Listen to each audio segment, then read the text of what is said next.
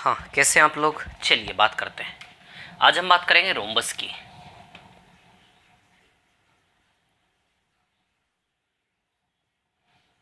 Rhombus यानी कि समचतुर्भुज। ध्यान देना, ठीक है। समचतुर्भुज की बात करेंगे, है ना। समचतुर्भुज यानी कि समान चार भुजाएं। समझ आती बात? क्लियर। अब सुनिए मेरी बात। रोम्बस यानी कि जिसको चारों भुजाएं क्या हो, समान हो, है ना, ठीक है। रोम्बस, रोम्बस यानी कि चारों भुजाएं समान। ये देखो आप, ये चारों भुजाएं क्या है, समान, है ना। इधर मैं प्रॉपर्टी लिखूंगा सारी, उन प्रॉपर्टी का यूज कर करके सवाल करेंगे तो आपको देखने में आएगा कौन सी प्रॉपर्टी कैसे क्या यूज हो रही है, क्या निचोड़ इसमें से निकल के क्वेश्चन सॉल्व होते हैं ना। बहुत सरल है। चारों भुजाएं बराबर, ठीक है। तो प्रॉपर्टी की बात करें, सबसे पहली प्रॉपर्टी तो अलग ही दिख रही है, चारों भुजाएं बराबर होती है, ठीक है। दूसरा, आप यहां भी देखो, बराबर के साथ साथ विपरीत भुजाएं समांतर भी होती है इसमें। जब चार भुजाएं बराबर करोगे तो अपने आप विपरीत भुजाएं क्या मिल रही, समांतर। आप ठीक गौर से देखो, चार लकड़ियां कोने कोने से बांध के फेंक दोगे तो फेंकने के बाद वो जो लकड़ी की फ्रेम दिखेगी ना, अपने आप पाओगे कि ये रेखाएं बिल्कुल समांतर रेल की पटरियों की तरह, ये रेखाएं बिल्कुल समांतर रेल की पटरी की तरह, है ना, समांतर होती है। रटना नहीं है, दिखना चाहिए, दिखना चाहिए। देखो, खुद देखो, चार लकड़ियां बराबर कोने कोने से बांध के उस फ्रेम बना के फेंक दो, वो फ्रेम आड़ी टेढ़ी झुक जाए और ऐसे धकेल दो तो और नीचे झुक जाएगा ये फ्रेम, ऐसे करके। कैसे भी, हर चीज में वो समचतुर्भुज ही है, क्योंकि चार समान लकड़ी लेके बांध दी आपने, चार समान लकड़ी लेके बांध दी, इसका मतलब समान चार भुजा आपने फिक्स कर दी। अब उसको नीचे धकेल दो, ऊपर धकेल दो, चार भुजा तो समान ही रहेगी ना उसकी। समझ आ रही बात? क्लियर। तो समचतुर्भुज हर हाल में होगा, कितना ही नीचे धकेल दो इसको, कितना ही ऐसे सीधा कर दो, इधर टेढ़ा कर दो, कुछ भी कर दो, समचतुर्भुज ही है ना। अब सुनिए मेरी बात, कहानी क्या है इसमें। आप पाएंगे सबसे पहली बात तो चारों भुजाएं बराबर है, पहली प्रॉपर्टी। दूसरी प्रॉपर्टी, अपने आप जो फ्री में मिलता है आपको ये मिलता है, विपरीत भुजाएं समांतर होती, इसमें समांतर होती है। रटना नहीं, दिमाग पे लोड नहीं, दिख रहा है आपको समांतर। और जब प्रॉपर्टी को जो दिखेगा और उसको देख के सवाल पे दिमाग लड़ाओगे, करते करते करते करते अपने आप सब अंदर से आएगा देख के। अब एक और चीज देखो, इसका ये दोनों कोण मिला के, अच्छा आपको ऐसा नहीं लगता ये दोनों कोण बिल्कुल एक जैसे हैं, समांतर चतुर्भुज की तरह। समांतर चतुर्भुज की सारी विशेषताएं लागू होंगी। बताओ, ये इसके बराबर है, जितना ये खुला हुआ उतना ये खुला हुआ, ऐसा लग रहा ना। और ये दोनों ज्यादा खुले हुए, ये दोनों, तो विपरीत कोण हमेशा क्या होते हैं, बराबर। समझ आई बात? क्लियर। अब आगे दूसरी चीज, दो संलग्न कोण मिला के 180 होंगे हमेशा। ये दो संलग्न कोण 180, ये दो संलग्न कोण 180, ये दो संलग्न कोण भी 180, ये दोनों कोण मिला के 180, दोनों कोण, ये दोनों कोण, ये दोनों कोण। क्यों? समांतर चतुर्भुज में पिछले वीडियो में बताया था कि समांतर रेखाओं के बीच आने वाले दोनों कोण मिला के 180। रेल की पटरी में जब भी डंडा डालोगे ऐसे आड़ा, तो ये दो कोण मिला के भी 180 और ये इधर के दो कोण मिला के भी 180। तो रेल की पटरी है ना, रेल की पटरी में डंडा डाला तो दोनों कोण मिला के 180, ये भी रेल की पटरी, दोनों मिले, ये दोनों, तो दो पास पास के कोण मिला के 180 और विपरीत कोण बराबर। समझ आई बात? तो पहले तो चारों भुजाएं बराबर, दूसरी प्रॉपर्टी समांतर रेखाएं हैं, विपरीत भुजाएं समांतर हैं, तीसरी प्रॉपर्टी दोनों मिला के 180, चौथी प्रॉपर्टी विपरीत कोण बराबर। आई बात समझ में? क्लियर। अब बात कर लेते हैं थोड़ी सी विकर्ण की, है ना। तो इसके विकर्ण जो है डायगोनल, है ना। एक और चित्र बनाता हूं यहां पर, ठीक है। इसके विकर्ण, इसके विकर्ण जो होते हैं ना, इसके विकर्ण एक दूसरे को 90 डिग्री पे काटते। कहां काटते? 90। ये जो प्रॉपर्टी ना इसकी, ये स्पेशल है, इसका सबसे ज्यादा यूज है। विकर्ण हमेशा एक दूसरे को 90 डिग्री पर काटते हैं। 90 डिग्री पर काटने के साथ साथ एक दूसरे को बाइसेक्ट भी करते हैं। तो एक काम करे, इस स्ट्रक्चर को क्यों ना ऐसे बना दे, विकर्ण पहले बना ले, है ना, विकर्ण पहले बना लो और ऐसे ऐसे मिला लो। ऐसे भी तो बना सकते हैं इस चित्र को हम, थोड़ा सा टेढ़ा करके, ऐसा, है ना। ये 90 डिग्री है। हाँ, अब आप गौर से देखो, है ना, ये दोनों टुकड़े बराबर है और ये दोनों टुकड़े अपने आपस में बराबर है कि नहीं, है ना। ये जो प्रतिच्छेदक बिंदु है, विकर्ण एक दूसरे को दो बराबर भागों में बांटते हैं। विकर्ण एक दूसरे को, जिस समांतर चतुर्भुज में भी था ना, ये तो विकर्ण एक दूसरे को दो बराबर भागों में बांटते हैं। दिख रहा है आप लोगों को? आप खुद ही देखो, गौर से देखो, आपको नजर आ रहा होगा, है ना। ये बराबर है और ये दोनों टुकड़े भी आपस में क्या है, बराबर है। समझ आ रही बात? क्लियर। और ये 90 डिग्री है। क्लियर। अब सुनना मेरी बात, क्या है कहानी, सुनो। ये चारों त्रिभुज बिल्कुल एक जैसे होते हैं, आपको दिख रहे हैं एक जैसे। अच्छा, 90 डिग्री का कोण, ये दोनों भुजाएं बराबर, 90 डिग्री का कोण। अच्छा, इन चारों त्रिभुज की तीनों भुजाएं बराबर हैं। इसकी 3 भुजाएं। अच्छा, ये 4 भुजाएं भी आपस में बराबर है कि नहीं? समचतुर्भुज की चारों भुजाएं बराबर। तो इन दोनों त्रिभुज को देखो, इन दोनों त्रिभुज की, इस त्रिभुज की तीनों भुजाएं 1 2 3, 1 2 3, सेम 3 भुजाएं 1 2 3 इस त्रिभुज की भी है कि नहीं? इस त्रिभुज में भी ये भुजा है, इस त्रिभुज में भी ये भुजा है कि नहीं है? ये भुजा ऊपर भी काम कर रही, नीचे भी, दोनों त्रिभुज की एक भुजा कॉमन है। इस त्रिभुज में ये वाली भुजा है, इस त्रिभुज में भी ये वाली भुजा, सेम भुजा इसमें सेम साइड है कि नहीं है? सेम साइड इसमें, तीनों भुजाएं समान है, चारों का क्षेत्रफल क्या होगा? सेम। समझ आई बात? तो अभी तक क्या क्या बता दिया मैंने आप लोगों को? अभी तक आप लोगों को मैंने ये बता दिया कि भैया चारों भुजाएं समान, विपरीत भुजाएं अपने आप समांतर दिख रही, रेल के पटरे जा रहे, रेल के पटरे जा रहे, ऐसे ऐसे, विपरीत कोण बराबर नजर आ रहे हैं, कम खुला हुआ मुंह है, ये ज्यादा खुला हुआ मुंह है, मगरमच्छ जैसा, है ना? और जब भी समांतर रेल की पटरी होती, रेल की पटरी में दोनों कोण मिला के 180, रेल की पटरी में दोनों कोण मिला के 180। समझ आ रही बात? क्लियर? अब सबसे स्पेशल प्रॉपर्टी है, सबसे स्पेशल, कि विकर्ण एक दूसरे को 90 डिग्री पे काटते हैं, 90 डिग्री पे काटने के साथ साथ ये 90 डिग्री पर काटते विकर्ण एक दूसरे को। समझ आ रही बात? 90 डिग्री पर काटने के साथ साथ एक दूसरे को बराबर टुकड़ों में भी तोड़ देते हैं। विकर्ण बराबर है क्या? क्या इसके विकर्ण बराबर है? नहीं। विकर्ण बराबर होने की गारंटी दे रहा है क्या? नहीं। देखो ये विकर्ण बेचारा छोटा सा, ये विकर्ण कैसा लंबा है, पतंग जैसा, तो विकर्ण बराबर नहीं दिख रहे ना, तो विकर्ण बराबर की प्रॉपर्टी नहीं बनेगी। समझ आई बात? क्लियर? इतनी चीजें अभी हमने सीखी। चारों त्रिभुज बिल्कुल एक से, ठीक है। अब एरिया की बात कर लेते, इसके एरिया की।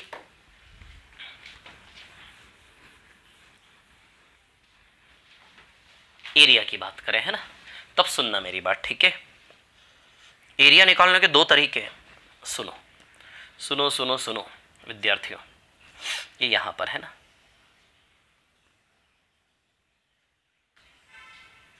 एरिया निकालने के 2 तरीके, ठीक है। चारों भुजाओं को ए ए ए ए मान लो, ये विकर्ण डालो ऐसे, ये एक विकर्ण डालो, है ना। विकर्ण 2 बराबर एरिया में बांट देता है, ऑब्वियसली बांटेगा। ये विकर्ण 2 बराबर एरिया में बांटेगा कि जितना इसका एरिया उतना इसका एरिया, क्योंकि चारों बराबर है। तो इसमें भी 2 त्रिभुज आ गए, इसमें भी 2 त्रिभुज आ गए, तो विकर्ण 2 बराबर एरिया में तोड़ेगा कि नहीं तोड़ेगा? बताओ समचतुर्भुज को, है ना। तो इस त्रिभुज का एरिया निकाल के डबल कर दे तो समचतुर्भुज का एरिया आ जाएगा, त्रिभुज का एरिया।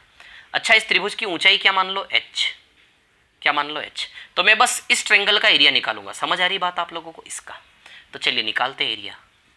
1/2, 1/2 आधार गुणा ऊंचाई, आधार a है और ऊंचाई h है। बताओ इस त्रिभुज का एरिया आया कि नहीं आया? 1/2 आधार, बेस a है और हाइट h है, इस ट्रायंगल का एरिया आया कि नहीं आया? अब इसको डबल कर दे, क्या डबल कर दे इसको? ये डबल कर दिया, 2 और 2, तो एरिया का फॉर्मूला क्या बन गया भैया? समचतुर्भुज के एरिया का फॉर्मूला a इंटू एच बना के नहीं बना? a यानी कि आधार और h यानी कि ऊंचाई, तो समचतुर्भुज के एरिया का फॉर्मूला क्या बनेगा? आधार इंटू ऊंचाई। समझ आ रही बात? सबसे बेसिक फॉर्मूला आधार इंटू ऊंचाई। ये बेस है, बेस यानी कि आधार, समझ जाओगे ना, बेस यानी कि आधार। वैसे a जो है ये इस समचतुर्भुज की भुजाएं भी है, और a पे ही, a के ऊपर ही समचतुर्भुज खड़ा हुआ है, तो a आधार भी हो गया इस पूरे चित्र का, है ना, ठीक है। तो a बेस है, साथ ही साथ भुजाएं भी है, ठीक है। अब हम क्या करेंगे, सुनिए मेरी बात, ठीक है। इसको बोलो आप, 3 फॉर्मूले इसके एरिया के, है ना। इसका एक और फॉर्मूला आएगा a into A sine theta, यानी कि एक और फॉर्मूला बनेगा इसका एरिया का,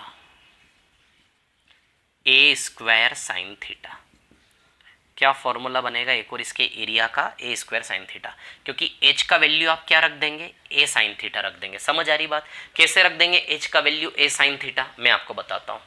इस ट्रायंगल में आओ जरा। सबसे पहले तो इस कोण को ना थीटा बोलो। क्या बोलो? थीटा। ये कोण क्या है? थीटा, है ना।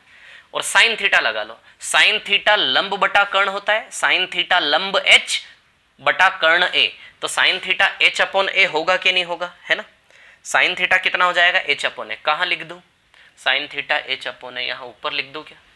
चलो इतने स्पेस में फिर हम सवाल करेंगे, है ना। तो साइन थीटा लंब बटा कर्ण, जिसने ट्रिग्नोमेट्री पढ़ी हो, ठीक है, नहीं पढ़ी फॉर्मूला रट लो, इतना लोड मत लो, मैं बस बता रहा हूं फॉर्मूले बने कैसे। Sine theta h upon a, तो यहां से h का मान निकालो जरा। h का मान निकालोगे तो a साइन थीटा आएगा कि नहीं आएगा? तो h का मान a साइन थीटा रख दिया मैंने, यहां से h बराबर आएगा a साइन थीटा। बोलो आएगा कि नहीं आएगा, है ना। तो साइन थीटा बराबर इस त्रिभुज में आओ, है ना, ये जो बिंदु बिंदु लगाए ना इस त्रिभुज में, आ रही है बात समझ में। साइन थीटा एच अपॉन ए, तो एच बराबर है साइन थीटा, तो एच की जगह ये फॉर्मूला बन जाएगा, एक ये फॉर्मूला, है ना। अब सवाल उठता सर बहुत इंपॉर्टेंट है एरिया इसका समचतुर्भुज का, है ना, बहुत सवाल बनते हैं इसके ऊपर, है ना। जब भुजा के साथ ऊंचाई दी हो तो ये फॉर्मूला लगा लेना, जब ऊंचाई नहीं दी हो, सिर्फ भुजा दी हो, तो भुजा के साथ फिर वो आपको कोण देगा, कोई भी कोण दे बस वो लगाना है ना। समझ आ रही बात, क्लियर। तो इसमें भुजा के साथ कोण है, इसमें भुजा के साथ ऊंचाई है। जब भुजा के साथ ऊंचाई देगा तो ये फॉर्मूला लगाना, भुजा के साथ कोण देगा तो ये फॉर्मूला लगाना। सिर्फ भुजा दे दे तो क्षेत्रफल नहीं निकाला जा सकता। यदि वो सिर्फ आपको भुजा दे देना कि भैया समचतुर्भुज की भुजा 10 एरिया निकालो, नहीं निकाला जा सकता। भुजा के साथ ऊंचाई देनी पड़ेगी या फिर भुजा के साथ उसको कोण देना पड़ेगा। समझ आ रही बात। या फिर एक और फॉर्मूला इसका विकर्ण वाला रूप, विकर्ण वाला, है ना। एक और फॉर्मूला देखो इसके एरिया का, है ना। जैसे ये वाला स्ट्रक्चर मैं मानता हूँ, है ना, ठीक है। जैसे ये वाले स्ट्रक्चर को मैं थोड़ा सा डिवाइड करके लिखूँ तो कैसे बन जाएगा ये, सुनना मेरी बात। इस स्ट्रक्चर को थोड़ा सा मैं, या फिर यहाँ से देखो, इस स्ट्रक्चर को थोड़ा सा डिजाइन देखना, है ना, ठीक है। इसको मैं ऐसे बना रहा हूं, है ना, ठीक है। इसके ये वाले विकर्ण को मैं D1 बोल रहा हूं, क्या बोल रहा हूं, D1, ध्यान देना, है ना। और ये वाले विकर्ण की लंबाई को क्या बोल रहा हूं मैं, D2, ध्यान देना, है ना, D2। समझ आई बात, है ना।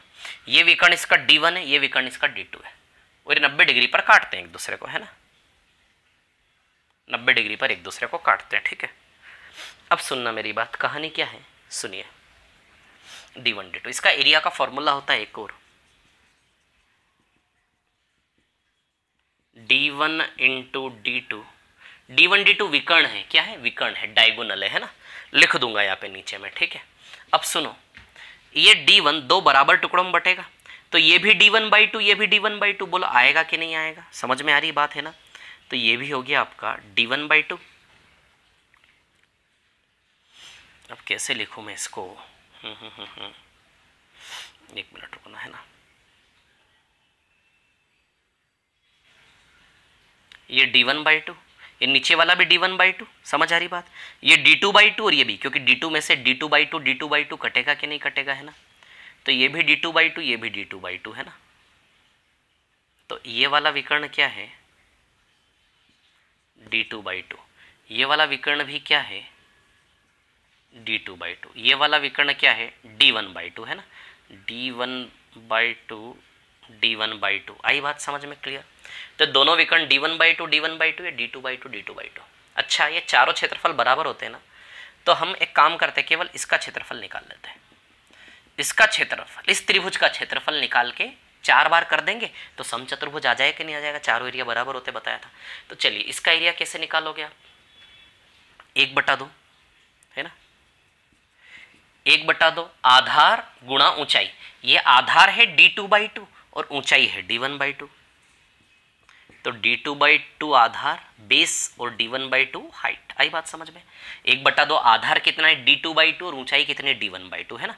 ये एक त्रिभुज का एरिया है कि नहीं बताओ, है क्या है, एक त्रिभुज का एरिया, इस एक का इंटू 4 कर दे तो पूरा समचतुर्भुज का क्षेत्रफल बन जाएगा कि नहीं बन जाएगा। 1/2 आधार D2/2, ऊंचाई D1/2, है ना। और ये D1 को D1/2 बराबर बराबर क्यों तोड़ा, के समचतुर्भुज वो विकर्णों को इक्वल पार्ट में डिवाइड करता है ना। तो इंटू 4 कर ले, इंटू 4, तो 2 दूनी 4 से 4 कैंसिल, बन गया का फॉर्मूला देखो जरा, ये बन गया D1 इंटू D2/2। आएगा कि नहीं आएगा फॉर्मूला, क्लियर। तो ये भी एक बहुत इंपॉर्टेंट फॉर्मूला है, ध्यान रखना है आप लोगों को, है ना। और D1 D2 क्या है, यहाँ पर विकर्ण यानी कि डायगोनल है, क्लियर। D1 D2 क्या है, विकर्ण, है ना, लिख देता हूं यहाँ पे, ठीक है। D1 D2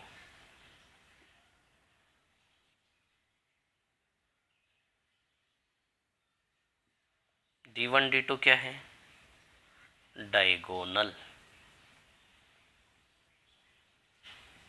यानी कि विकर्ण। समझ आ रही बात, क्लियर। अब एक और प्रॉपर्टीज में होती है, तो एरिया के 3 फॉर्मूले हो गए क्या, 1, 2 और 3। समझ आ रही बात। जब विकर्ण दिए हो दोनों तो ये फॉर्मूला लगा देना, जब साइड के साथ ऊंचाई दी हो तो ये साइड के साथ कोण दिया होती है। समझ आ रही बात, ध्यान रखना। एक और प्रॉपर्टी इसमें, विकर्णों के वर्गों का योग। क्या है प्रॉपर्टी, सुनिए। विकर्णों के वर्गों का योग चारों भुजाओं के वर्गों के योग के बराबर। डायगोनल के स्क्वायर का सम साइड के, चारों साइड के स्क्वायर के सम के बराबर होता है। तो diagonal d1 square plus d2 square बराबर a स्क्वायर, चारों भुजाएं 4 बार। तो क्या प्रॉपर्टी बनी, d1 square plus d2 square बराबर 4a square, 4 times a square. आई बात समझ में। तो ये एक प्रॉपर्टी मैं यहां लिख रहा हूं, है ना, ठीक है।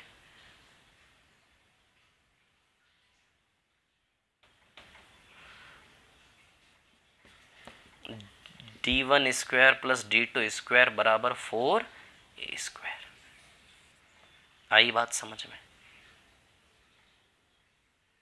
बोलो क्लियर है क्या। ये प्रॉपर्टी इंपॉर्टेंट है ना। आ गया समझ में आप लोगों को, सभी क्लियर है इतनी बात, क्या क्या बताया मैंने, है ना, ठीक है। चलो अब हम सवाल सॉल्व करना चालू करते हैं रोम्बस यानी कि समचतुर्भुज के, है ना। चलिए करते हैं स्टार्ट, ठीक है। सारी प्रॉपर्टी हमने देख ली समचतुर्भुज की, है ना, ठीक है। वो जो नोट्स दिया उस पर मत जाइए, मैंने जो बताया उस पर जाइए। समझ आ रही बात, उसमें कुछ एक दो प्रॉपर्टी और एक्स्ट्रा दी होगी, मत ध्यान दीजिएगा, है ना, नहीं ज़रूरत। समझ आ रही बात, क्लियर। ये यहाँ देखिए आप लोग, ठीक है, समझ लिया सारा आप लोगों ने यहाँ से, ठीक है। अब देखते हैं सवाल कैसे कैसे हैं और सवाल में कैसे कैसे इनका यूज़ होता है ना। चलिए सवाल तो 10 मिनट में कर लेंगे हम सारे, ईजी है, मज़ा आएगा सवाल करने में अब आपको, है ना। चलो रोम्बस का सबसे पहला सवाल आता है लाइन में, जो मैं करवा रहा हूँ वो पहले करना। क्वेश्चन नंबर 16 पहले करना है आपको, है ना। क्वेश्चन नंबर 16, चलो आ जाते हैं क्वेश्चन नंबर 16 क्या कह रहा है। क्वेश्चन नंबर 16 है ना। समचतुर्भुज के विकर्ण की लंबाई क्रमशः 8 और 6 है, ठीक है। तो इसकी भुजा का वर्ग ज्ञात करो, है ना। देखो समचतुर्भुज के विकर्णों की लंबाई, चलो ये देखो, ये एक समचतुर्भुज है। हमेशा विकर्ण बना के समचतुर्भुज बनाना, ऐसे करके, इससे सवाल करना इजी रहेगा। इनको ड्रॉ मत करना है ऐसे और फिर विकर्ण, पहले विकर्ण बनाना ऐसे बिल्कुल खड़े सीधे और ऐसे मिला देना। ये चारों भुजाएं बराबर होती है समचतुर्भुज की, है ना। विकर्ण आपस में बराबर। विकर्ण की लंबाई 8 और 6 दी है। एक विकर्ण 8 दिया है, एक विकर्ण 6 दिया, तो 8 में से बताइए 4 4 बटेगा, बटेगा क्या 4 4, और 6 में से 3 3 बटेगा, बोलो बटेगा क्या 3 3। क्लियर है इतनी बात। यदि ये 4 और 3 है तो पाइथागोरस लग जाएगा, ये 5 आ जाएगा क्या। ट्रिपलेट होता ना 4 3 5, पाइथागोरस लगाओगे 4 3 के साथ ये 5 आ जाएगा। अब पाइथागोरस लगाना यहाँ नहीं सिखाने वाला मैं, समझ आ रही बात, क्लियर। तो बताइए भुजाएं 5 5 5 5 आ गई कि नहीं आ गई। अब ये हमसे क्या मांग रहा है, ये हमसे मांग रहा है, ठीक है, कि भुजा का वर्ग, तो भुजा का वर्ग यानी कि 5 का वर्ग 25 आ जाएगा। क्लियर। ये चीज़ आप यहाँ से भी निकाल सकते हैं। एक्चुअली वो हमसे ये चाहता था कि आप ये फॉर्मूला लगाएं, समझ आ रही बात। d1 square plus d2 square बटा 4 कर दोगे तो भी तो a स्क्वायर भुजा का वर्ग आ जाएगा कि नहीं आ जाएगा। तो d1 square plus d2 square बटा 4 कर दोगे तो भी, लेकिन मेरा सजेशन है ऐसे करो, इसका यूज़ करने की जरूरत नहीं। d1 square plus d2 square बराबर 4a स्क्वायर। समझ आ रही बात, क्लियर है ना, ठीक है। अब सुनिए, ये प्रॉपर्टी आपकी यहाँ से भी बन जाएगी, है ना, यहाँ से ये इस ट्रायंगल से भी ये प्रॉपर्टी बन जाएगी, है ना। वो लंब का वर्ग प्लस आधार का वर्ग बराबर कर्ण का वर्ग। कर्ण क्या है a, तो लंब का वर्ग d1/2 का होल स्क्वायर ले लेना प्लस d2/2 का होल स्क्वायर ले लेना बराबर कर्ण यानी कि a का स्क्वायर। तो बटा में 2 का स्क्वायर होगा तो 4 निकल के इधर चला जाएगा। यहाँ इस ट्रायंगल से भी ये प्रॉपर्टी निकल आएगी। समझ आ रही बात, क्लियर। तो ये प्रॉपर्टी रटने की जरूरत नहीं, मैं तो नहीं बता रहा इससे।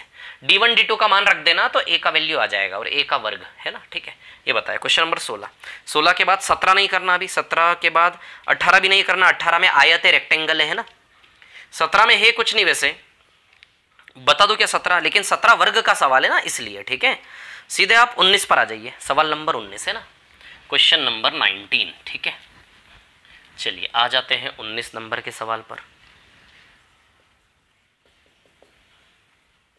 क्वेश्चन नंबर 19 है ना, क्या है 19 नंबर का सवाल, ठीक है। एक समचतुर्भुज है,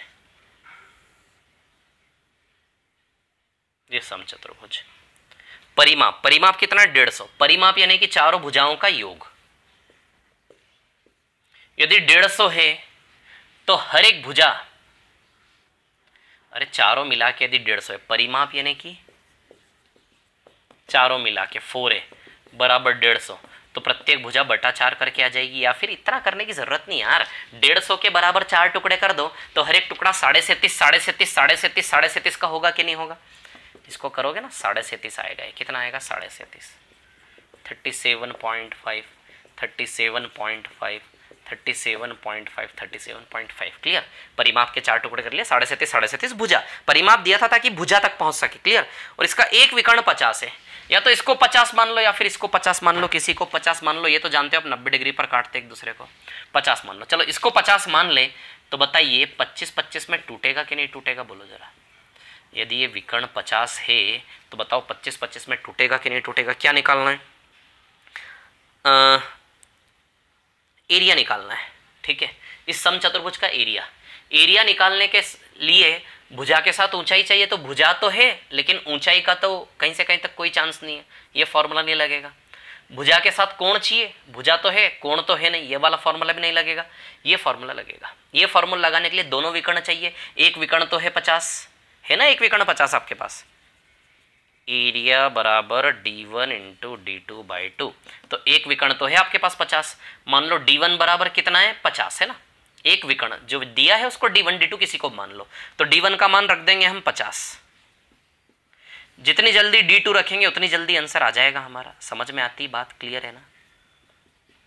जितनी जल्दी d2 रखेंगे उतनी जल्दी आंसर आ जाएगा। अब d2 निकालना है। अब d2 निकालने में क्या स्मार्टनेस लगानी है ये मैं आपको बताना चाहता हूँ थोड़ा सा, है ना, कैसे आप निकालोगे d2। ठीक है, अब सुनिए मेरी बात, d2 कैसे निकालोगे। इस ट्रायंगल में आओ जरा, इस ट्रायंगल में आओ, पाइथागोरस लगा लो। आधार दिया है, कर्ण दिया है, लंब निकाल सकते हो, बेस दिया है, हाइपोटेनियस दिया है, परपेंडिकुलर निकाल सकते हो कि निकाल सकते हो। समझ आ रही बात। तो इस ट्रायंगल को अलग ले लो जरा थोड़ी सी देर के लिए। इस ट्रायंगल को मैं यहां बना रहा हूं, है ना। अब सुनना मेरी बात। अब एक चीज चैलेंजिंग क्या, चुनौती क्या है यहां पर, इतने बड़े बड़े पे पाइथागोरस लगाएंगे, 37.5 का वर्क करते करते पागल नहीं हो जाएंगे। तब सुनिए मेरी बात, ये 37.5 है, 25 है, ये दोनों कट रहे हैं आपस में, यस कट रहे हैं। 12.5, 12.5 से 2 बार में 25 आता है, 12.5 से 3 बार में 37.5 आता है। तो 37.5 और 25 को 3 और 2 मानो, खेल खत्म। 12.5 2 बार में 25, 12.5 दूनी 25, 12.5 3 बार 37.5, या फिर 37.5 और 25 को बटे में रख के काट लो। कैसे काट लो, देखो मैं आपको बताता हूं।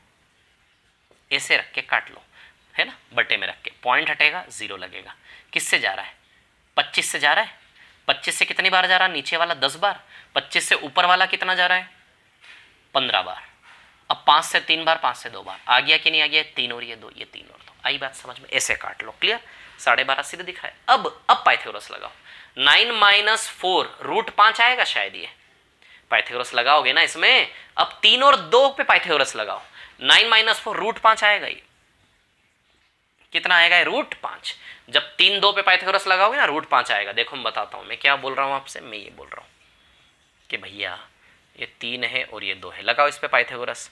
उसको भूल जाओ ना, 3 और 2 पे पाइथागोरस लगाओगे √5 आएगा। समझ आ रही बात, कर लोगे इसको पाइथागोरस लगा के, √5 है ना। अब सुनिए मेरी बात, क्या है कहानी, ओरली करना आना चाहिए इतना तो आप लोगों को, है ना। नहीं आता करो प्रैक्टिस, कोई दिक्कत नहीं, प्रैक्टिस करो कोई दिक्कत नहीं, डरना नहीं भागना नहीं, है ना। अब सुनिए, ये 3 2 √5 आ गया, समझ आ रही बात। अब तीसरा वाला निकाल के अब वापस 12.5 का गुणा कर दो इन तीनों में। 12.5 दूनी वापस 25 बना दो, 12.5 तिया वापस 37.5 बना दो। इसमें 12.5 का गुणा करोगे, 12.5 √5 आ गया आपके हाथ में। ये बताओ, ये वाला टुकड़ा 12.5 √5 आ गया कि नहीं आ गया। काटो, काट के छोटा करके पाइथागोरस लगा लो, फिर उस डेटा को जो काटा था उससे गुणा करके वापस रिपेयर कर दो। 12.5 से काटा था, है ना। हमारा उद्देश्य था इनको छोटा करके पाइथागोरस लगा के तीसरा वाला आदमी पता करना कौन है। अब क्या करो, जिससे काटा था उससे गुणा करके वापस रिपेयर कर दो। 12.5 दूनी वापस इसको 25 बना दो, 12.5 तिया वापस 37.5 बना दो। इस बहाने 12.5 इंटू √5, 12.5 √5। बताओ ये कितने सस्ते में आ गया कि नहीं आ गया, 12.5 √5। समझ आ रही बात। तो 12.5 का गुणा कर देंगे तो 12.5 √5। तो ये कितना आएगा आपका, या तो फिर पूरे में पाइथागोरस लगाओ, पागल हो जाओगे आप। इसमें करोगे तो ओरली आ जाएगा, ये ओरली आ जाएगा, बता रहा हूं। मैं करता तो 2 और 3 देखता इसको, 9 में से 4 गया √5, 12.5 √5 खत्म, ओरली आएगा, ओरली। समझ आ रही बात। तो 12.5 √5, ये 12.5 √5,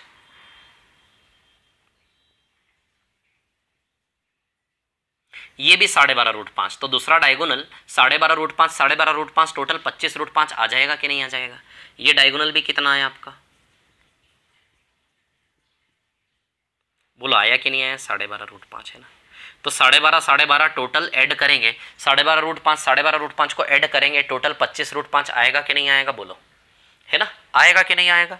तो दूसरा विकर्ण D2 हमारा 25√5 आया कि नहीं आया। जितनी जल्दी D2 निकालोगे उतनी जल्दी आंसर आएगा। दूसरा विकर्ण D2 हमारा बताइए 25√5 आया कि नहीं आया। 12.5 जोड़ लोगे आ जाएगा 25√5, है ना। तो दूसरा विकर्ण 25√5 रख दे, D2 का मान 25√5, 2 से 50 25 बार जाएगा, 25 × 25 625√5 आंसर आ जाएगा आपका। बहुत अच्छा सवाल था, शानदार सवाल था। मैं होता तो इसको ओरली उड़ा देता, इस सवाल को, इसका सारा कैलकुलेशन ओरली कर देता मैं। देखो सबसे पहले 150 के 4 टुकड़े 37.5 में ओरली बांट देता, 37.5 के बाद 50 में से 25 तो एक ये ट्रेंगल में इमेजिन कर लेता, 37.5 25 यानी कि 2 और 3 यानी कि √5, 12.5 12.5 यानी कि 25√5, 25√5 × 50/2, तो 50 × 25√5/2, तो 25 × 25 625√5 सीधे आ जाता। तो सबसे पहले तो परिमाप दिया था। अच्छा, निकालना क्या था, एरिया। सबसे पहले सवाल आपके सामने सवाल आता होगा, आपका माइंड कैसे कंफ्यूज होता होगा कि शुरू कैसे करें हल करना। तो निकालना क्या है, जो निकालना है उसका फॉर्मूला लिख लो, एरिया निकालना है। भुजा के साथ ऊंचाई चाहिए, भुजा के साथ कोण चाहिए, दोनों विकर्ण चाहिए। समझ आ रही बात, क्या दिया है और क्या आप व्यवस्था जमा सकते हो उस आधार पे वाला फॉर्मूला लिख लो। मैं जानता हूं ऊंचाई में निकाल नहीं पाऊंगा यहां से, क्योंकि 150 के 4 टुकड़े करूंगा भुजा आ जाएगी, लेकिन भुजा के साथ ऊंचाई निकालने का कोई तरीका नहीं है। समझ आ रही बात। विकर्ण दिया है, क्या दिया है, विकर्ण, विकर्ण दिया है ना, विकर्ण दिया है और भुजा दी है। समझ आ रही बात, क्लियर। तो विकर्ण दिया है, इसका मतलब ये इस दिशा में जा रहा है, इस फॉर्मूले की दिशा में। भुजा दी है, इसका मतलब इन दोनों फॉर्मूले की दिशा में जा रहा है। लेकिन भुजा के साथ ऊंचाई और कोण में नहीं निकाल सकता, लेकिन एक विकर्ण के साथ दूसरा विकर्ण जरूर मैं निकाल सकता हूं। या पाइथागोरस लगा के ऐसे करके दूसरा विकर्ण निकाल के, D1 तो दिया था 50, D1 लगाया 50, D1 तो सीधे लगा दिया 50, बस D2 ढूंढने के लिए इतना सारा काम किया हमने। समझ आ रही बात। स्पीड से ओरली करना है, 625√5 आएगा। अगले सवाल की ओर बढ़ रहा हूं, ठीक है। ये सवाल नंबर 19 था। सवाल नंबर 20 की बात करें, 13 and the length of diagonal is 24। सवाल नंबर 20 आप खुद से करेंगे क्या कि करवा दो? चलिए देख लेते हैं एक बार, मिटा दो इसको, है ना, रफ कर रहा हूं इसको, ठीक है। चलिए देखिए,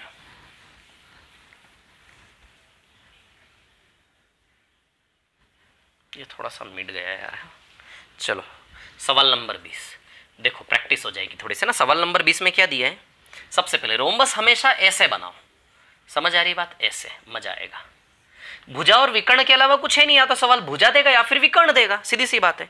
साइड ऑफ रोम्बस, भुजा दी है 13 13 13 और 13, और क्या दिया इसने हमें, ठीक है। लेंथ ऑफ डायगोनल 24, एक विकर्ण 24 है, 24 यानी कि 12 12 कर ले। कोई एक विकर्ण 24 है, इसको मान लो, इसको मान लिया 24, तो 12 12, 13 12 तो ये 5 आ जाएगा। अरे भैया ट्रिपलेट याद है ना, 12 5 13 का ट्रिपलेट। पाइथागोरस लगाओगे 5 आ जाएगा, 5 5 यानी कि दूसरा विकर्ण 10 आ गया कि नहीं आ गया आपका। दूसरा विकर्ण ही तो निकालना था, तो दूसरा विकर्ण 10, ये आंसर आ गया आपका। और क्या, 13 12 तो ट्रिपलेट लगाओगे पाइथागोरस थ्योरम तो 5 आ जाएगा, तो दूसरा विकर्ण 5 और 5 10 आ गया। क्लियर। चलो 20 के बाद 21 भी रोम्बस वाला ही सवाल है। चलो 21 पर आ जाते हैं। सवाल नंबर 21 है ना, क्वेश्चन नंबर 21।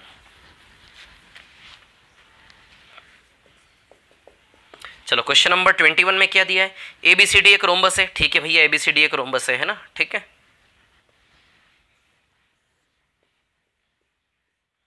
ABCD एक रोम्बस है ना, समचतुर्भुज है, ठीक है, समचतुर्भुज है ना। समांतर और समचतुर्भुज में फर्क है ना, AB 4, यदि AB 4 है मतलब सारी भुजाएं 4 4 4 4। बेवकूफ बना रहा है, हमें बेवकूफ बनाने आया। ये कोण 120 डिग्री दिया है, कितना दिया है ये वाला कोण आपको, ABC बोला है ना, कोण ABC बराबर 120 डिग्री। तो कोण ABC कितना दिया है उसने हमें, 120 डिग्री। आई बात समझ में, क्लियर। कोण ABC 120 दिया है। Find the length of diagonal BD, है ना, ये निकालना है BD। इस BD की लंबाई हमें निकालनी है, ठीक है। यदि इस BD की लंबाई हमें यहां से निकालनी है, ठीक है, कैसे निकालें BD की लंबाई बताओगे क्या, 60 डिग्री।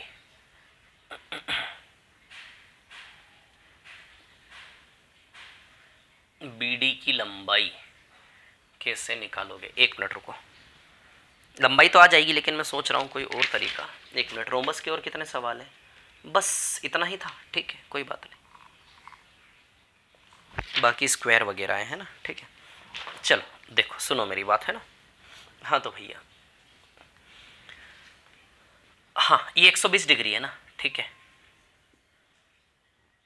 यदि 120 डिग्री है तो बताओ जरा, ये भी 120 डिग्री है, ये 60 डिग्री है, ठीक है। तो 60 60, 1 मिनट रुकना है ना, मैं कोई अच्छा शॉर्ट तरीका देख रहा हूँ, रुकिए। चलो ठीक है, थोड़ी सी ज्यामिति खेल लेते हैं ना, ठीक है। ये क्या करता है, जो विकर्ण होता है ना, विकर्ण, ठीक है, आप जानते हैं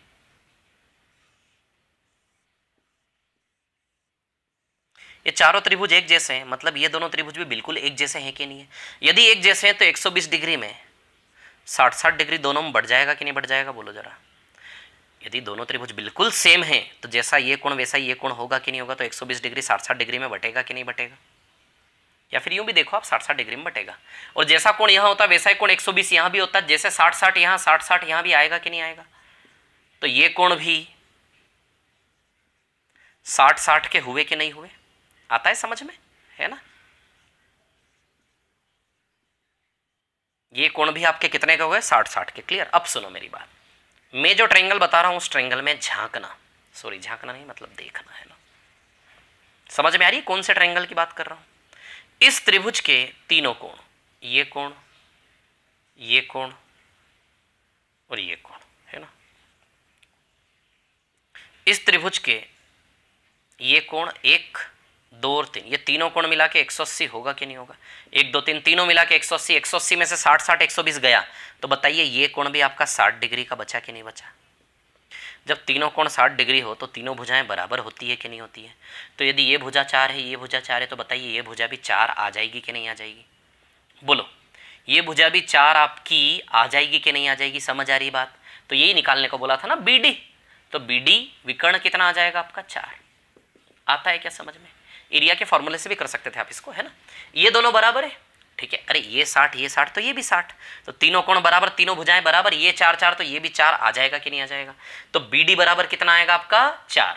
बोलो क्लियर है इतनी बात, समझ गए क्या, है ना। एक और दूसरा तरीका एरिया से आप कर सकते थे इसको, इसका एरिया निकाल लेते। एरिया निकालने के बाद फिर आप क्या लगा देते इसमें,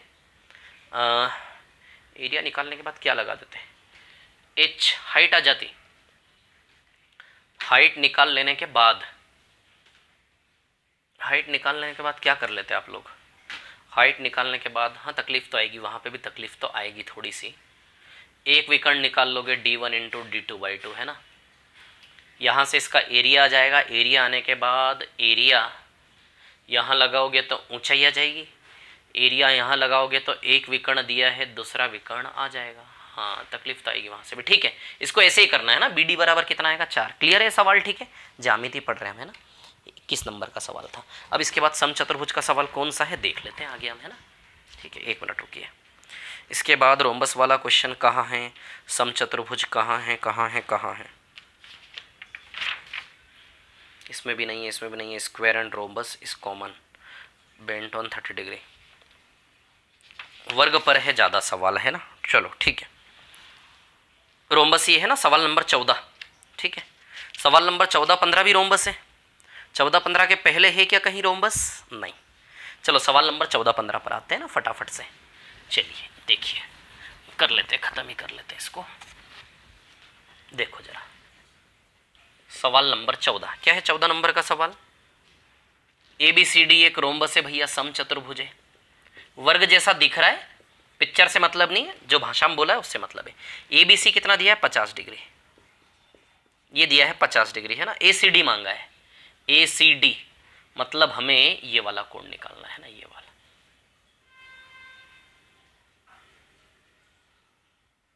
समझ आ रही बात है ना, ये वाला कोण निकालना है। अब सुनो मेरी बात, क्या है कहानी, ठीक है। हाँ ACD यदि आपको निकालना है तो आप जानते हैं ये दोनों कोण आपस में बराबर होते हैं क्या, है ना।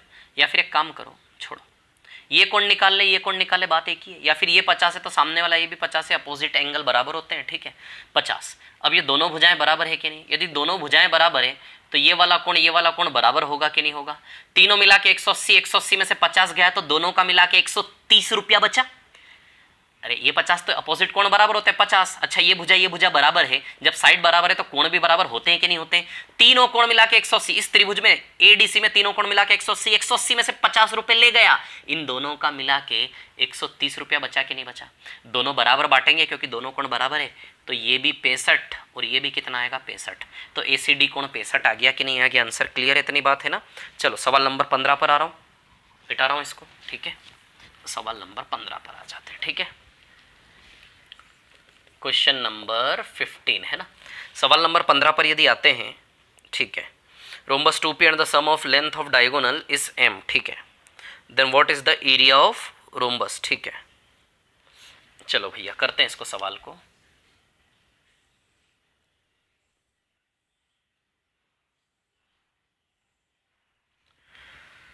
हाँ, परिमाप दिया है 2p, परिमाप कितना दिया है 2p। अच्छा, इसकी भुजाओं को ए मान ले, परिमाप क्या होता है 4a, है ना। परिमाप यानी कि पेरीमीटर कितना होता है 4a, ये 4a किसके बराबर दिया है 2p, तो यहां से a का वैल्यू बताओ p/2 आएगा कि नहीं आएगा, है ना। 4 बटे में जाएगा तो a का वैल्यू p/2 आएगा, तो प्रत्येक भुजा मान ले हमें क्या दी है p/2, ईच साइड हमें क्या दी है p/2, ईच साइड हमें क्या दी है p/2, क्लियर है। चलो आगे, और विकर्णों का योग m है, यानी कि d1 प्लस d2 बराबर क्या दिया है हमें m, क्लियर। इसको साइड में लिख दो क्या, या फिर समझ गए? इसको मैं यहां लिख रहा हूं, है ना। परिमाप, परिमाप समझ जाओगे ना, परिमाप 4a बराबर 2p, तो a बराबर p/2, समझ जाओगे। यहां से इसको मिटा रहा हूं यहां से ना, ताकि जगह हो जाए ना हमारे पास, ठीक है। चलो अब इसमें दिया है विकर्णों के वर्गों का योग d1 स्क्वायर, विकर्णों का नहीं सिर्फ विकर्णों का योग d1 प्लस d2 बराबर m दिया है ना, ठीक है। अब हमें क्या निकालना है, इसका एरिया, है ना, ठीक है। एरिया ऑफ रोम्बस, रोम्बस का एरिया क्या है। तो मैं आपको एक बात बताता हूँ, एक तो ये तरीका बता रहा हूँ मैं ट्रेडिशनल, लेकिन इस ट्रेडिशनल के अलावा एक प्रैक्टिकल तरीका भी इसमें लगा के आप आंसर ला सकते हैं ना बहुत इजीली, ठीक है। तो वो जो प्रैक्टिकल वाला तरीका है वो क्या है, देखिए मैं आपको बताता हूँ। पहले इस तरीके से कर ले, बिल्कुल थ्योरी। मैं आपको बता दूँ, ऐसा सवाल यदि एग्जाम में आता है तो उसको करने का तरीका मैं आपको बताऊंगा। अभी ये वाला तरीका फॉलो नहीं करेंगे, इनकेस करते हैं बहुत अच्छी बात है, आपका मैथ्स अच्छा है, आपकी कमांड ने मैथ्स पढ़े हुए हो, लेकिन नहीं अच्छा है तो कोई दिक्कत नहीं, अगला जो तरीका बताऊंगा उससे करना है। इस सवाल को शॉर्ट में हो जाएगा, बिल्कुल सीधे खत्म हो जाएगा, है ना। अभी इसको देखो, ठीक है। d1 प्लस d2 विकर्णों के वर्गों का योग m दिया है, और परिमाप 4a बराबर 2p, तो प्रत्येक भुजा p/2 आ जाएगी। प्रत्येक भुजा कितनी आएगी p/2। चलो अब क्या करना है, हमें निकालना क्या है इसमें, एरिया निकालना भैया, क्षेत्रफल, ठीक है। अब क्षेत्रफल हमें निकालना है, तो क्षेत्रफल के फॉर्मूले तो बहुत सारे हैं, d1 इंटू d2/2 भी है। अब क्षेत्रफल निकालना है, तो क्षेत्रफल निकालने के लिए आप देखो ऑप्शन, देखो सारे ऑप्शन देखो, इसके सारे ऑप्शन m और p के रूप में है कि नहीं है, बताओ। इसके सारे ऑप्शन m और p के रूप में है कि नहीं है, यानी कि क्षेत्रफल निकालना है किस रूप में, m और p के रूप में, और चारों में से कौन सा ऑप्शन बनेगा ये हमें देखना है। तो क्षेत्रफल को हमें m और p के रूप में निकालना है, समझ आ रही बात, क्लियर। तो अब सुनिए मेरी बात, कहानी क्या है। एरिया निकालने का फॉर्मूला क्या होता है, एरिया निकालने का फॉर्मूला होता है d1 इंटू d2/2। मतलब आप ये सोच लें कि d1 इंटू d2 का वैल्यू हमें m और p के रूप में निकालना है ना, d1 इंटू d2 का वैल्यू आपको m और p के रूप में निकालना है। तो यहां से कुछ ऐसा करो कि d1 इंटू d2 का वैल्यू निकाल लो, समझ आ रही बात, ठीक है। तो चलिए हम यहां से d1 इंटू d2 का वैल्यू निकालते हैं ना। अब सुनिए मेरी बात, क्या है कहानी, इस पे वर्ग करो दोनों ओर, क्या करो वर्ग, शांति रखें, मैं वर्ग कर रहा हूं दोनों ओर, है ना, वर्ग। तो a प्लस बी का होल स्क्वायर लग जाएगा, d1 square plus d2 square plus 2d1d2 बराबर m स्क्वायर। अब आप बोलोगे सर आपने वर्ग क्यों किया, वर्ग इसलिए किया क्योंकि बच्चों मुझे d1 इंटू d2 चाहिए था, d1 इंटू d2 का वैल्यू वही रखूंगा m और p के रूप में, सीधे आंसर आएगा। d1 इंटू d2 का वैल्यू कैसे बनेगा, मैंने पहले ही दिमाग लड़ा, यदि इसका वर्ग कर दूं तो a square a plus b के होल स्क्वायर में a square plus B square plus 2ab, 2ab मेरे को d1 इंटू डी देगा कि नहीं देगा। बस इस d1 इंटू डी का मान यहाँ से निकालूंगा, m और p के रूप में, यहाँ रखूंगा, सीधे आंसर आ जाएगा। अब सुनिए यहाँ पे ये प्रॉपर्टी देख रहे हो आप, d1 square plus d2 square बराबर 4a स्क्वायर। समझ आ रही बात? तो a का वैल्यू यहाँ पर p/2 है कि नहीं, तो a का वैल्यू p/2 रख दूं तो d1 square plus d2 square का वैल्यू p के फॉर्म में आ जाएगा, p के फॉर्म में। बताओ a का वैल्यू p/2 रख दूं कि नहीं रख दूं यहाँ पर? तो रख देता हूं मैं यहाँ पर a का वैल्यू p/2। ध्यान देना मैं कैसे कर रहा हूं, है ना। तो चलिए d1 square plus d2 square बराबर 4a स्क्वायर होता है, तो a का वैल्यू, ये दिख नहीं रहा होगा आपको शायद ठीक से, थोड़ा सा ऊपर लिख देता हूँ, 4a स्क्वायर होता है ना। d1 square plus d2 square बराबर क्या होता है, 4a स्क्वायर। क्लियर? अब हम जानते हैं कि a बराबर क्या है, p/2, तो a की जगह p/2 रखूंगा तो क्या आ जाएगा, ये p/2 रखूंगा तो p/2 का स्क्वायर हो जाएगा, p/2 का होल स्क्वायर हो जाएगा। जब a की जगह p/2 रखूंगा तो a स्क्वायर की जगह p/2 का होल स्क्वायर, तो p का स्क्वायर 2 का स्क्वायर, तो 4 इंटू p/4 आएगा, ये 4 इंटू पी स्क्वायर बाई 4 आएगा, 2 का भी स्क्वायर तो 4 हो जाएगा, तो 4 से 4 कैंसिल। बताइए पी स्क्वायर आएगा कि नहीं आएगा? तो d1 square plus d2 square बराबर पी स्क्वायर आएगा कि नहीं आएगा? तो d1 square plus d2 square बराबर पी स्क्वायर, तो d1 square plus d2 square का वैल्यू बताइए पी स्क्वायर रख दूं कि नहीं रख दूं? d1 square plus d2 square बराबर पी स्क्वायर, यानी कि d1 square plus d2 square का मान क्या है, P square. P square plus 2 d1 d2 बराबर एम स्क्वायर। ये पी स्क्वायर को उधर भेज दूं क्या? भेज दो उधर, आप रिपीट करके देख लेना, सीधे यहीं से उड़ा रहा हूँ। उधर जाएगा तो पी स्क्वायर एम स्क्वायर के माइनस में जाके लग जाएगा, माइनस का पी स्क्वायर। बोलो यहाँ से हट के वहाँ लगेगा कि नहीं लगेगा? 2 बटे में चला जाएगा, इसके इंटू में है तो बटे में, तो 2 को यहाँ भेज दें। तो बताओ आप d1 इंटू डी का value M square minus P square by 2 आया कि नहीं आया? तो d1 इंटू डी का वैल्यू रख दें M square minus P square by 2, ये अलग से 2 है, d1 इंटू डी की जगह हमने ये रखा और बाई 2 अलग से नीचे। तो बताओ, चलो ऐसे रख देता हूं यार, M square minus P square by 2 और होल अपॉन में 2, 2 2 जाके आ जाएगा 4, तो M square minus P square by 4 आएगा कि नहीं आएगा आंसर इसका? तो बताओ इसका area M square minus P square by 4, ये ऑप्शन आएगा कि नहीं आएगा? इसको ऐसा भी लिख सकते हैं 1/4 M square minus P square. तो कौन सा ऑप्शन है? ये है सी वाला, 1/4 M square minus P square. बोलो दिख रहा है कि नहीं दिख रहा है? सी वाला option 1/4 M square minus P square. Clear है इतनी बात? जिसको भी इसको देखना अच्छे से रिपीट कर करके देख लेना, थोड़ा सा दिमाग लड़ाना पड़ेगा, ऐसे करना है। अब मैं जो तरीका बता रहा हूँ मेरे तरीके से करना चाहते हो, देखो हम खेल खेलते हैं अब, है ना। सुनिए मेरी बात, क्या है कहानी, ठीक है, मिटा रहा हूँ, ठीक है, आप रिपीट करके देख लेना, है ना।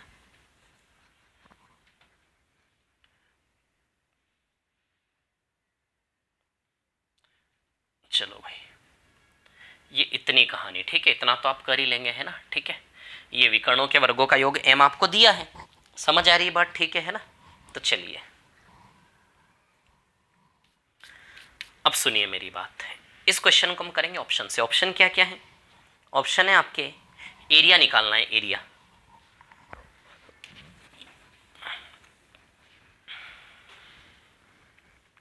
सुनिए मेरी बात, एरिया क्या होगा उसके लिए ऑप्शंस क्या क्या है? 4 ऑप्शन है। क्या क्या ऑप्शन है? 4। 1/4 एम स्क्वायर पी, पहला ऑप्शन 1/4 एम स्क्वायर पी, क्या ये सही होगा? दूसरा ऑप्शन 1/4 एम पी स्क्वायर, क्या ये सही होगा? तीसरा option 1/4 M square minus P square, क्या ये सही होगा? चौथा option 1/4 P square minus M square. दिख रहा है नीचे तक और आपको दिख जाएगा क्या? हाँ दिख जाएगा, very good. 1/4 P square minus M square, ये 4 ऑप्शन, इन 4 ऑप्शन में से हमें चुनना है। समझ आ रही बात? क्लियर? अब आप काम करो, समचतुर्भुज अपने हिसाब से बना डालो, आप तो अपने हिसाब से बना डालो समचतुर्भुज, है ना, ठीक है। हटाओ इसको, हटाओ, हट, फालतू जबरदस्ती का।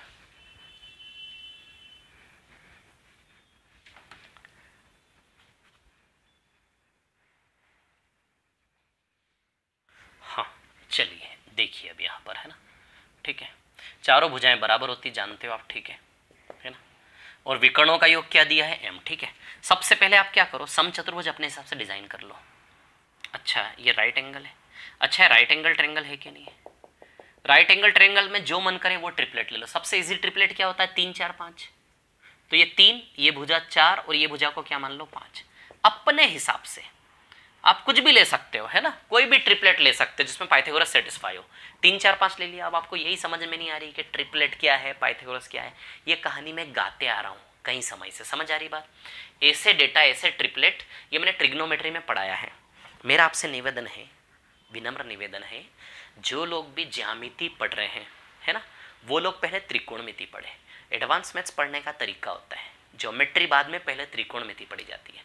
ट्रिग्नोमेट्री पढ़ो, फिर कहाँ आओ? ज्योमेट्री पे। आ रही है बात समझ में? क्लियर? तो दिक्कतें आपको आएंगी नहीं, है ना, समझ आ रही बात? पहले ट्रिग्नोमेट्री पढ़े फिर ज्योमेट्री पढ़े, ठीक है।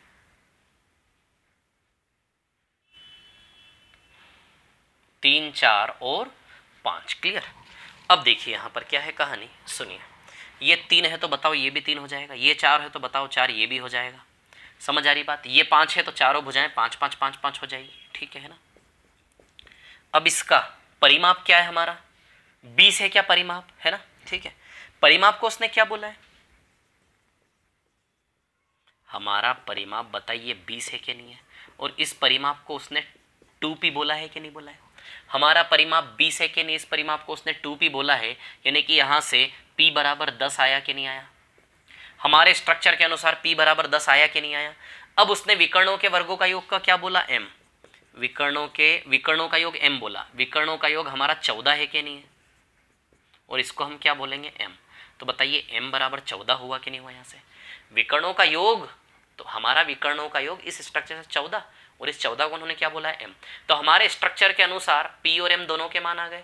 p बराबर 10, m बराबर 14। अब ये p और m के वैल्यू यहाँ पर रखेंगे, जिससे एरिया आएगा वो आंसर हो जाएगा। अब हम अपना एरिया निकाल लें इसका, इस स्ट्रक्चर के हिसाब से इसका एरिया निकाल लें। तो एरिया क्या होता है? d1 into d2/2। तो विकर्ण क्या है? 6 और 8, 6 इंटू 8/2, 24 आ रहा है एरिया 24। d1 इंटू d2, तो विकर्ण 6 और 8 है कि नहीं हमारे?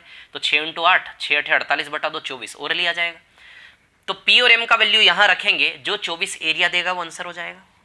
p और m का वैल्यू सवाल हमें p और m के रूप में एरिया निकालना है ना, तो सबसे पहले स्ट्रक्चर बना के सवाल के कहते अनुसार हम p और m का वैल्यू निकालेंगे, फिर p और m का वैल्यू यहाँ पुटअप कर देंगे। तो देखते हैं 24 जिससे आएगा आंसर हो जाएगा। अच्छा m कितना है? 14। अब ये 14 का स्क्वायर आप करोगे तो 196 तो यूं ही हो जाएगा। ये 196/4 भी करोगे तो भी 49 आएगा। 49 इंटू 490 नहीं आएगा 24, इससे भी नहीं आएगा 24। पी स्क्वायर करोगे 100 तो ये हो गया। m बराबर आप क्या रखोगे? 24। m बराबर 14, तो 14/4 डेसिमल में आएगा। ये तो नहीं, डेसिमल में नहीं आएगा, लेकिन 24 से बहुत बड़ा आएगा, आप करके देख लो। यहां रखोगे m स्क्वायर यानी कि 14 का स्क्वायर 196, और p स्क्वायर यानी कि 10 का स्क्वायर 100। 196 माइनस 100 96 आएगा, 96/4 आ जाएगा 24। तो कौन दे रहा है? 24। ये वाला ऑप्शन दे रहा है कि नहीं दे रहा है? 24। तो ऑप्शन सी इसका आंसर बनेगा कि नहीं बनेगा? इससे करोगे तो नेगेटिव आ जाएगा। 196 माइनस 100, यहाँ 100 माइनस 196 आएगा। तो एरिया कभी नेगेटिव थोड़ी ना होता है। समझ आ रही है बात? क्लियर? तो आंसर क्या आएगा इसका? Option C. समझ में आई ये कहानी आप लोगों को? अब आप बोलेंगे कि सर रामायण कथा तो यहाँ भी लंबी हो गई, अच्छी खासी हो गई लंबी। ऐसा नहीं है, आप समझ नहीं रहे हो, ठीक है। मैं करता, कलम नहीं उठाता, इसमें कलम नहीं उठाता। मैं 3 4 5 इमेजिन करता, 6 और 8 विकर्ण इमेजिन करता, 5 5 5 5 भुजाएं इमेजिन करता। परिमाप उसका 2p है, 2p बराबर मेरा 20 है, तो p का मान कितना आ गया? 10। और विकर्णों का योग मेरा 14 है, उसका विकर्ण का योग m है, तो m का मान 14, p का मान 10। सवाल देखते से सीधे p बराबर 10, m बराबर 14 सेकंड्स में लिखता। सेकंड प्रैक्टिस का गेम है सारा। फिर इनमें ओरली लगा के देखता, ऑप्शन लिखता थोड़े ना मैं, है ना। ऑप्शन तो पेपर में लिखे हुए आपके सामने, बस वहां इन वैल्यू को इमेजिन कर देखो। ये 24, ये 24, हाँ ये 24 दे रहा है ये आंसर। सेकंड्स का खेल है, मैं बता रहा हूँ। और एक और चीज बताता हूँ, ये जो तरीका मैंने लगाया है ना, ये तरीका मैंने त्रिकोणमिति में, ट्रिग्नोमेट्री में बहुत लगा के आपको सिखाया है। वैल्यू पुटअप करके सवाल बदल लो। समझ आ रही बात? तो अपने हिसाब से वैल्यू पुटअप करके सवाल बदल लो, सेटिस्फाई करवा दो। समझ आ रही बात? रिपीट करके देखना, एक दो बार आएगा समझ में। 3 4 5 की जगह कोई और राइट एंगल ट्रायंगल का ट्रिपलेट ले लेते, तो उसके अकॉर्डिंग कुछ और वैल्यू बनते, उसके अकॉर्डिंग भी सेटिस्फाई करवाओगे, हमेशा सी ही आंसर आएगा। आती है बात समझ में? क्लियर है ना? 14 15 और कोई रोम्बस का सवाल बचता है क्या? Rhombus rhombus rhombus rhombus rhombus is there any more question regarding rhombus? Rectangle पर डिपेंड है, ट्रेपेजियम में स्क्वायर है, but there is no rhombus I think. Yes there is हाँ पैरेललोग्राम हमने कर लिया था ना कल, ओके ठीक है, पैरेललोग्राम कर लिया था। पैरेललोग्राम के बाद रेक्टेंगल कर लें, चलिए रेक्टेंगल कर लेते हैं ना, रेक्टेंगल पढ़ लेते हैं फटाफट, ठीक है। आयत है ना, रेक्टेंगल तो सरल होता, आयत है ना। चलो अब आयत पढ़ लेते हैं, समझ में आ गई बात कैसे कैसे प्रॉपर्टी हमने यूज की है ना, क्लियर है आप लोगों को, ठीक है। चलिए अब रेक्टेंगल पर आते हैं, आयत पर। इस एक सवाल की वजह से बेवजह अपने दिमाग का माहौल खराब नहीं करना, समझ आ रही है बात, क्लियर है ना। चलिए अब मैं आता हूं रेक्टेंगल पर।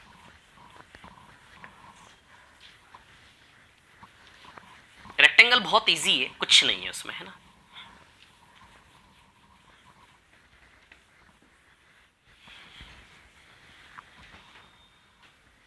चलो देखो, रेक्टेंगल यानी कि आयत। ये जो चित्र आप पढ़ रहे हो, ये चित्र हमने मेंसुरेशन में भी पढ़े। मेंसुरेशन 3D आपका बचा है, अभी करवाऊंगा मैं, है ना, जिसमें वो आते हैं ना घन घना शंकु वगैरह, ये वो रेक्टेंगल यानी कि आयत। आई बात समझ में, क्लियर है ना। अब आयत तो आप जानते ही हो ना यार, सीधी सी बात है, 90 डिग्री होता है। अलग ही दोनों विकर्ण बराबर चमकते हैं, दोनों विकर्ण बराबर टूटते हुए दिखते हैं, है ना। ये लंबाई है, ये चौड़ाई है, इसका एरिया क्या होता है, लंबाई गुणित चौड़ाई, इसका एरिया होता है लेंथ इनटू ब्रेड्थ, है ना।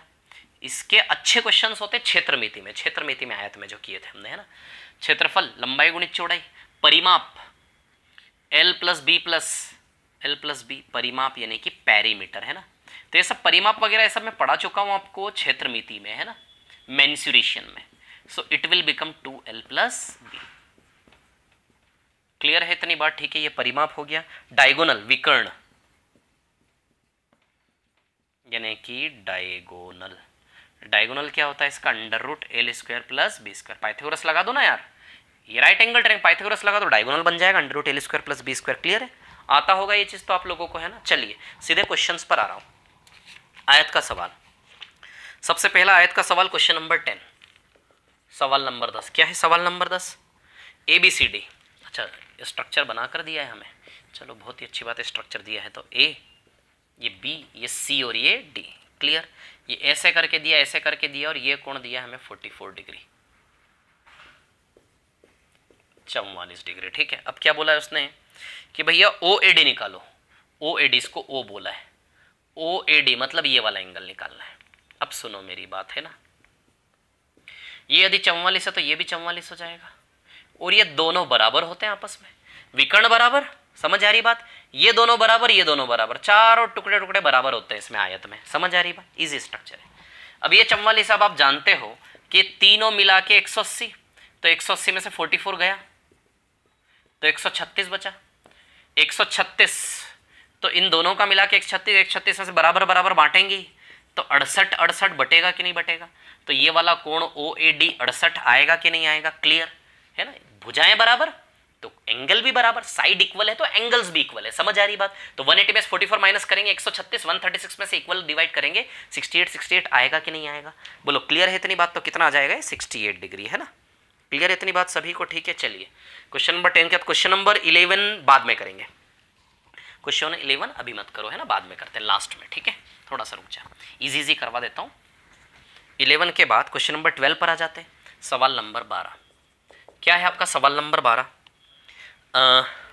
ये एक स्ट्रक्चर दिया है, सुनिए मेरी बात, बहुत अच्छा क्वेश्चन है सवाल नंबर 12, देखिएगा आप लोग, है ना, P Q R और S, क्लियर, ठीक है, और ये T कहीं भी है, ये T कहीं भी हो सकता है ना, ऐसा नहीं बिल्कुल बीच में T, कहीं भी हो सकता है T, मैंने साइड में बनाया जानबूझकर ताकि मैं सिद्ध कर सकूं कि T बीच में नहीं है, है ना, कहीं भी हो सकता है, ठीक है। चलो एरिया का रेशियो निकालना है STR से PQRS का, STR से PQRS के एरिया का रेशियो, किस चीज का रेशियो, एरिया,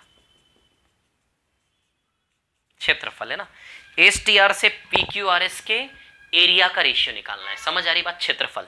चलो तो अब सुनो मेरी बात, मैं आपको एक बात बताता हूं, एक लाइन डालो सीधे, अच्छा ये सब 90 डिग्री होता है आयत में, सब सीधा सीधा बिल्कुल, इसी के समांतर एक रेखा डालो ऐसे करके, ठीक है। अब मैं आपको बताता हूं, सुनिए, ये दोनों क्षेत्रफल आपस में बराबर है, यदि ये क्षेत्रफल A है तो ये क्षेत्रफल भी कितना है A, यदि ये क्षेत्रफल b है तो ये भी कितना है b। आती है क्या बात समझ में, है ना। जब भी ऐसा चौखुट्टा बनाओगे 90-90 डिग्री का कोई भी चौखुट्टा, तो उसमें चौखुट्टा स्क्वायर क्वाड्रिलेटरल, है ना, ऐसे डालोगे ना लाइन तो एरिया हमेशा बराबर होता है। तो इस चार भुजा वाले चित्र में सभी 90-90 है, ये सभी क्या है 90-90, तो एरिया बराबर। और इस दुनिया में अपनी ये दोनों एरिया बराबर, समझ आ रही बात। तो ये ए, ये भी ए, ये भी, ये भी। चलो एस टी आर की बात करें तो एस टी आर का एरिया, ये एस टी आर है क्या, एस टी आर का एरिया बताओ, ए प्लस बी है क्या, बोलो है कि नहीं है। एस टी आर का एरिया ए प्लस बी है कि नहीं है, आती है क्या बात समझ में, है ना। एस टी आर का एरिया ए प्लस बी है कि नहीं है, एस टी आर का एरिया ए प्लस बी है कि नहीं है। और पी क्यू आर एस यानी कि ये पूरा, तो इस पूरे के एरिया में 2a और 2b है कि नहीं है। इस पूरे का एरिया 2a प्लस 2b आएगा कि नहीं आएगा, बोलो जरा, बोलो आएगा क्या।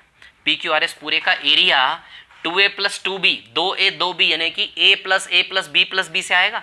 यदि और बेसिक तरीके से करूं तो a प्लस b आएगा। इस पूरे पी क्यू आर एस का एरिया a प्लस b यानी कि total area 2 bar a 2 bar b यानी कि 2a प्लस 2b, और कॉमन निकाल ले 2, तो बताइए a प्लस बी ऐसा आएगा कि नहीं आएगा। तो इसका एरिया आएगा 2a प्लस बी। क्लियर है इतनी बात। पी क्यू आर एस का एरिया 2a प्लस बी कैंसर, बताओ 1:2 आएगा कि नहीं आएगा आंसर इसका। कितना अच्छा सवाल था, कितना शानदार सवाल था, नहीं 1:2, 2:1 नहीं है ना, 1:2 आएगा। आई बात समझ में क्लियर। थोड़ी सी इंक डाल लो, 2 सेकंड रुकिए, है ना। सवाल करो, प्रैक्टिस करो, थोड़ी सी प्रैक्टिस करो, है ना।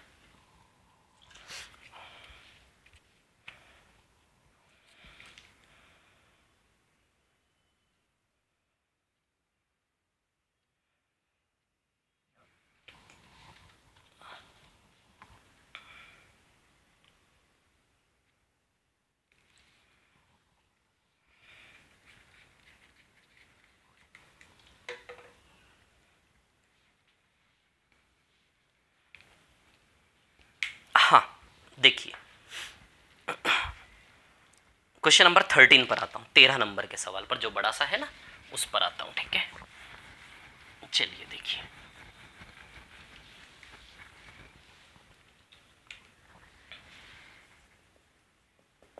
क्वेश्चन नंबर 13 है ना, ठीक है। 13 नंबर का सवाल, स्ट्रक्चर बना हुआ है, स्ट्रक्चर पे सब कुछ लिखा है। चलो स्ट्रक्चर ही बना लेते हैं सीधे, है ना। देखिए आयत है ना, रेक्टेंगल है, ध्यान रखना, ठीक है। चलो ये एक लाइन ऐसे जा रही है, यहाँ से यहाँ पे जा रही है ना, एक लाइन यहाँ जा रही है, ऐसे ऐसे जा रही है, और एक लाइन ऐसे जा रही है। क्लियर। चलो ए, इसको डी बोला है, इसको सी बोला है, इसको एफ बोला है, इसको बी बोला है, इसको ई बोला है ना। ये 22 है, ये 6 है, ये 2 है, ये 16 है ना, ठीक है। चलो अब देखो क्या निकालना है हमें निकालना है इसमें ए बी और बी सी के मध्य बिंदु को जोड़ने वाली रेखा की लंबाई। ए बी और ए सी के मध्य बिंदु, तो ए बी का मध्य बिंदु, इसका मध्य ये यहाँ मान ले मिड पॉइंट, इसका मिड पॉइंट, समझ आ रही बात, दो बराबर। ए बी का मध्य बिंदु और बी सी का मध्य बिंदु, इस रेखा का मिड पॉइंट यहाँ आएगा, इस लाइन का मिड पॉइंट, ये भी दोनों बराबर। इन दोनों को मिलाने वाली रेखा, इसकी लंबाई निकालना है, ये निकालना है हमें, समझ आ रही बात। ए बी और बी सी के मिड पॉइंट से मिलने वाली रेखा, ये हमें निकालना है। आती है क्या बात समझ में, क्लियर है ना, ठीक है। ये हमें निकालना है, ठीक है। आप पढ़ लेना एक बार। अब सुनो मेरी बात, ये आयत है, आयत में यदि ये 22 है तो बताओ ये भी 22 है। 22 में से 16 गया, ये 6 बचा क्या, 22 में से 16 गया तो 6 बचा। क्लियर। ये 6 और 2 ये टोटल 8 है, तो बताइए ये भी 8 आएगा, क्योंकि अपोजिट साइड बराबर होती है आयत में, है ना। और ये 90 डिग्री है, यदि ये 90 डिग्री 8 और 6 है तो पाइथागोरस लगाएंगे तो 10 आ जाएगा कि नहीं आ जाएगा। अरे 8 6 10 ट्रिपलेट होता कि नहीं होता है, लगाओ ना यार आप पाइथागोरस। लंब आधार कर्ण, कर्ण 10 आएगा कि नहीं आएगा इसका, तो ये कितना हो गया आपका 10। अब आपको मैंने ज्यामिति सिखाई है, इसका आधा होता है हमेशा ये, इसका आधा होता है हमेशा ये। याद करो उस महान इतिहास को हमारे समरूपता के। जब भी किसी त्रिभुज के मध्य बिंदु मिलाए जाते हैं, त्रिभुज की दोनों भुजाओं के मध्य बिंदु मिलाते इसकी तुलना में हमेशा आधा होता ही है। तो बताओ ये एक त्रिभुज है जिसका 10 आधार है, इस त्रिभुज के ऊपर, ये त्रिभुज की बात कर रहा हूं मैं, है ना। देखो मैं बताता हूं मैं कौन से ट्रायंगल की बात कर रहा हूं, समझ गए होंगे शायद आप लोग ना। मैं इस ट्रायंगल की बात कर रहा हूं, है ना। इस ट्रायंगल में आप ठीक से देखो, ये आधार है 10 और इस आधार, इस त्रिभुज की इन दोनों भुजाओं के मध्य बिंदु को मिलाया कि नहीं मिलाया। तो आधार 10 है तो 10 का आधा होता है हमेशा ही, जैसे इसका आधा होता है, जब भी मध्य बिंदु को मिलाते हैं इसका आधा होता है हमेशा। बताया था मैंने समरूपता में, फिर से जाकर देखो समरूपता सिमिलैरिटी, एक बार मैंने बताया था, लिखवाया भी था, जब भी दो भुजाओं के मध्य बिंदु को मिलाते इसका आधा होता है। ये 10 है तो ये कितना होगा 5, तो आंसर आ जाएगा बच्चों 5। रिपीट करके देख लेना, सब समझ में आ जाएगा, बहुत सरल सवाल था। ये प्रॉपर्टी, जब ऐसी समस्या आए ना, अरे यार ये प्रॉपर्टी मैं भूल गया, तो तुरंत इस वीडियो को रोक के उस वीडियो को ढूंढ के देखो। ये काम, ये मेहनत, ये संघर्ष करने से, ये तप करने से ज्ञान की प्राप्ति होगी, प्रैक्टिस होगी, है ना। चलिए अगला सवाल रेक्टेंगल वाला, ठीक है ना। अगला सवाल रेक्टेंगल वाला कौन सा ले लेते हैं, ये हो गया 11 तो बचा है। इसके बाद रेक्टेंगल वाला क्वेश्चन कौन सा है, 18 वाला ना, ठीक है। The perimeter of rectangle is P and D is diagonal, ठीक है। Then find the difference between length and width of rectangle. 18 भी छोड़ो, ज़्यादा संघर्ष हो जाएगा, है ना। ये वैसा ही सवाल है 15 जैसा, जैसे रोम्बस में था ना, वैसा ही सवाल, ठीक है। 18 रुक जाओ, अभी 18 छोड़ा है, 11 छोड़ा है। अब रेक्टेंगल का कोई इजी सवाल हो तो करवा देता हूँ, अदरवाइज नेक्स्ट क्लास में करेंगे फिर, है ना। Rectangle rectangle rectangle, no rectangle only square, ठीक है। चलो आज की कहानी यही एंड करते हैं, ठीक है। अगली क्लास में इसको खत्म कर दूंगा टॉपिक को, है ना, फिर हम नया चालू कर लेंगे, ठीक है। या तो वो पढ़ा दूंगा मध्य माध्य मध्य का मीन मीडियन मोड पढ़ा दूंगा आपको, है ना, ताकि जल्दी से कवर हो जाएगा, है ना। चलो ओके, बाय बाय।